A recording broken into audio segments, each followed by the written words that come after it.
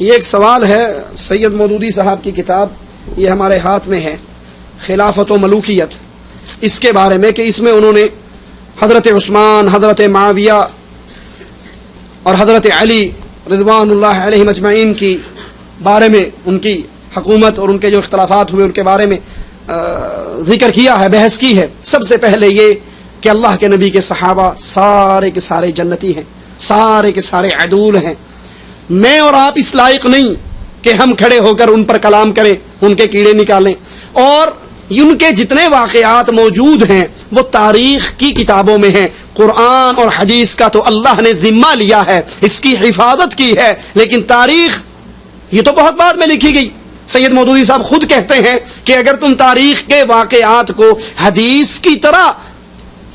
ٹٹولنا چاہو گے، حدیث کی طرح چیک کرنا چاہو گے، اس پر بھی ائمہ حدیث کے ان اصول و قواعد کو لاگو کرو گے تو 90% تاریخ برباد ہو جائے گی، تاریخ بچے گی نہیں۔ ٹھیک ہے، لہذا اس پہ اگر تم کہو کہ جو آپ نے یہ تاریخ کی روایت سنائی ہے اس کا راوی جو ہے جس سے بیان کر رہا ہے اس کے مرنے کے بعد پیدا ہوا، تو اس پر وہ حدیث کے قوانین کو لاگو نہیں کیا جائے گا۔ ہم کہتے ہیں ایک طرف آپ کو دکھ ہے کہ 90% تاریخ برباد ہو رہی ہے، اور ہمیں دکھ ہے کہ محمد صلی اللہ علیہ وسلم کے صحابہ کی توہین ہو رہی ہے۔ آپ کو تاریخ کا غم ہے، ہمیں نبی صلی اللہ علیہ وسلم کی صحابہ کی توہین کا غم ہے۔ اور جو قصے اس تاریخ کے حوالے سے، چونکہ تاریخ اس میں شیعوں کا بہت بڑا ہاتھ ہے، بہت بعد میں لکھی ہوئی ہے، اس میں حضرت علی، حضرت معاویہ کی توہین، حضرت عثمان کی توہین اتنی ہے کہ یہ پورا صفحہ میں نے بھرا ہوا ہے پڑھ کے، اگر اسی کو سنانا شروع کر دوں تو یہاں پر شاید رات گزر جائے۔ کہتے ہیں حضرت معاویہ کے دور میں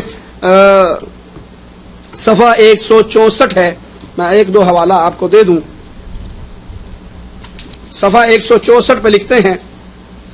حضرت معاویہ کے 4 افعال ایسے ہیں، حضرت حسن بصری فرماتے ہیں حضرت معاویہ کے 4 افعال ایسے ہیں، اگر کوئی شخص ان میں سے کسی ایک کا ارتکاب بھی کرے تو وہ اس کے حق میں مہلک ہے۔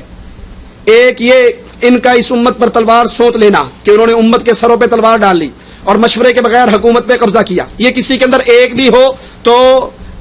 وہ اس کی بربادی کے لیے کافی ہے۔ اب کیا خیال ہے معاویہ کے اندر وہ 4 گناہ منوا رہے ہو تو نعوذ باللہ پھر اس کی ذات کیا ہوگی؟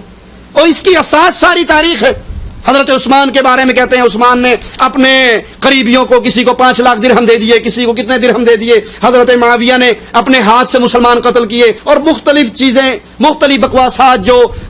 تاریخ کے ذریعے صحابہ پر کی گئی، جس کا اصل مقصد کیا تھا شیعوں کا کہ جب صحابہ کی ذات اور خاصتاً عثمان اور معاویہ کی ذات پر داغ اور دھبے لگ جائیں گے تو معاویہ قرآن کا کاتب ہے، عثمان نے قرآن کو نشر کیا ہے، جب ان دو کی ہستی ہی خراب ہو گئی تو جو قرآن لکھا گیا ان کے ذریعے وہ کیسے محفوظ رہے گا؟ اصل سازش یہ ہے۔ لیکن یہاں پر سید مودودی صاحب نے جو بہت بڑی ٹھوکر کھائی اور ظلم کیا اہل سنت پر وہ یہ کہ حضرت عثمان اور معاویہ کے خلاف تاریخ میں جتنی غلط باتیں منقول تھی وہ ساری کی ساری انہوں نے بڑے تم طراق سے پیش کی کہ معاویہ نے یوں کیا، پیسے سے لوگوں کو خریدا، فلاں کیا۔ لیکن جب وہی معاملہ حضرت علی کے بارے میں آیا تو فوراً کہتے ہیں کہ تاریخ میں 2 طرح کے واقعات ملتے ہیں، ایک واقعہ حضرت علی کی شان کے خلاف ہے اور ایک واقعہ حضرت علی کی حمایت میں ہے، ان کی شان میں ہے۔ صفحہ 347 پہ لکھتے ہیں جب دونوں طرح کی روایات موجود ہیں اور سند کے ساتھ بیان ہوئی ہیں تو آخر ہم ان روایات کو کیوں نہ ترجیح دیں جو حضرت علی کے مجموعی طرز عمل سے مناسبت رکھتی ہوں، اور خواہ مخواہ وہی روایات کیوں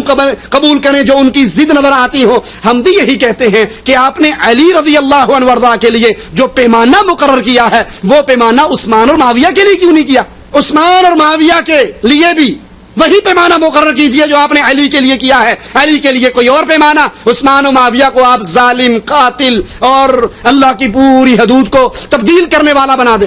تو جو سید مودودی صاحب نے معیار مقرر کیا علی کے لیے وہی معیار عثمان اور معاویہ کے لیے کیوں نہیں کیا؟ کیا یہ شیعوں کو راضی کرنے کے لیے خلافت و ملوکیت تو نہیں لکھی کہ جو بکواس شیعہ کرتے ہیں صحابہ کے خلاف وہی ساری اٹھا کر ایک کتاب کے اندر پیش کر دی؟